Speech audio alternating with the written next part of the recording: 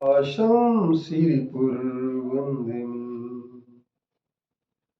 पत्रं यत्र विहायसि प्रविपुले स्थातुं क्षणं नाक्षमम् तत्त्वास्ते गुणरत्नरोहिणीभिः यो देवि देवो महान् चित्रं नात्र करोति कस्य मनसा द्रष्टा पुरे श्रीपुरे सश्रीपाशुजिनेश्वरो विजयते दिग्वासिषां शासनम् दिग्वासिषां शासनम् पत्र टिके न जहाँ अधर में गुण रत्नों का गिरिवर हो कितना विस्मय किसे नहीं हो चलो देख लो शिरपुर को देवों के भी देव पास जिन अंतरिक्ष में शांत रहे युगों युगों तक दिगंबरों का जिन शासन जयवंत रहे युगों युगों तक दिगंबरों का जिन शासन जयवंत रहे। हर आदमी के पास विपत्ति अगर आती है तो वह विपत्ति को आने वाली विपत्ति को देखकर भी अनदेखा कर देता है। इसका कारण क्या है? वह देख रहा है सामने आगे आने वाली विपत्ति हो सकती है, वो बहुत बड़ी विपत्ति आ सकती है। एक जंगल में एक वृक्ष पर बैठा हुआ गीदड़ यह बात नहीं सोच पाता है कि इस जंगल में घूमने वाले शिकारी इस पर वृक्ष पर चढ़ करके मुझे पकड़ सकते हैं, किंतु वह अपने लोभ में जहरीले पशुओं को भी खाने के लिए पहुंच जाता है और मृत्यु को प्राप्त हो जाता है। इस विषय में आप सब लोगों के लिए सोचना चाहिए। पशुओं पक्षियों की ही नहीं, मनुष्यों की भी यही हालात है और मनुष्य भी जो है अपने लोभ लालच के कारण से बहुत सारी विपत्तियों को भूल जाते हैं। और आज हम देख रहे हैं जैसे मोबाइल चलाते हैं लोग, मोबाइल एडिक्शन इतना अधिक बढ़ गया है कि आँख खराब हो, आंत खराब हो, पेट खराब हो, मोटापा हो, डिप्रेशन हो, इन सब में की खतरे सामने देखते हुए भी व्यक्ति अपने लोभ लालच के कारण से इन विपत्तियों को अनदेखा कर देता है। इसी प्रकार से हमें और आपको भी समझ लेना चाहिए कि हमारी विपत्तियां हमारे से बाहर बहुत सारी दिख रही हैं। एक शराब पीने वाला व्यक्ति, एक सिगरेट पीने वाला व्यक्ति अपनी विपत्तियों को देखता है, दूसरों के उदाहरण को भी देखता है कि सिगरेट पीने वाले को कैंसर हुआ और जो डॉक्टर एडवाइस देता है कि सिगरेट पीने से कैंसर हो सकता है, वह डॉक्टर भी खुद सिगरेट पी लेता है।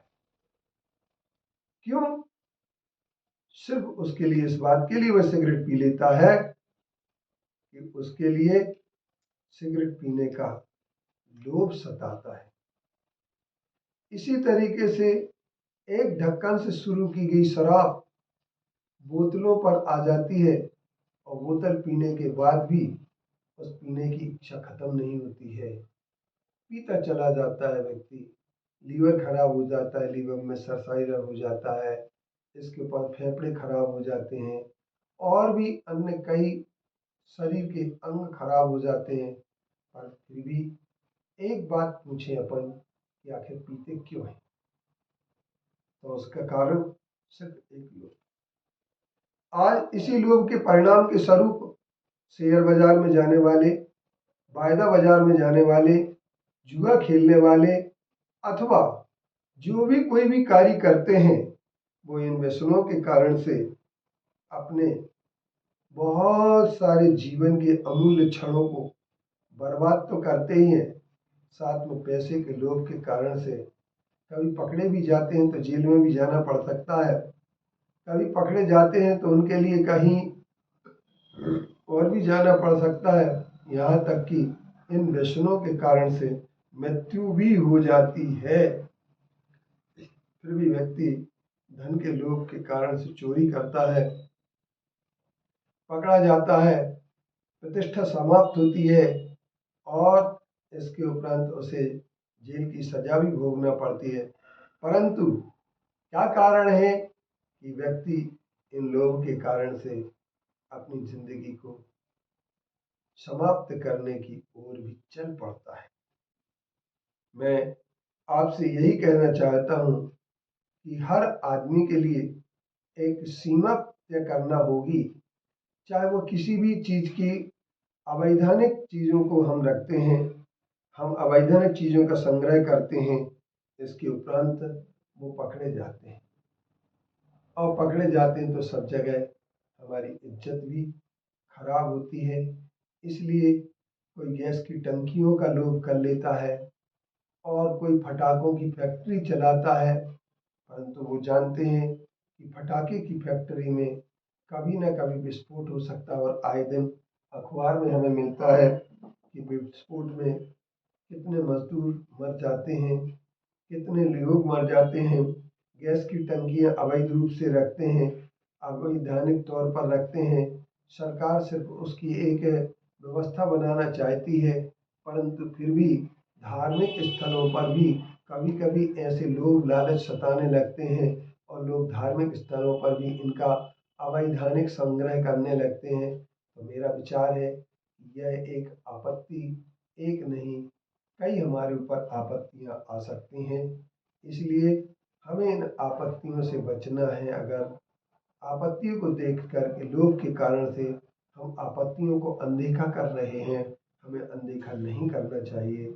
लोभ को का संवरण करना चाहिए, लोभ रोकना चाहिए, तो आपत्तियां हमारी अपने आप रुक जाएंगी।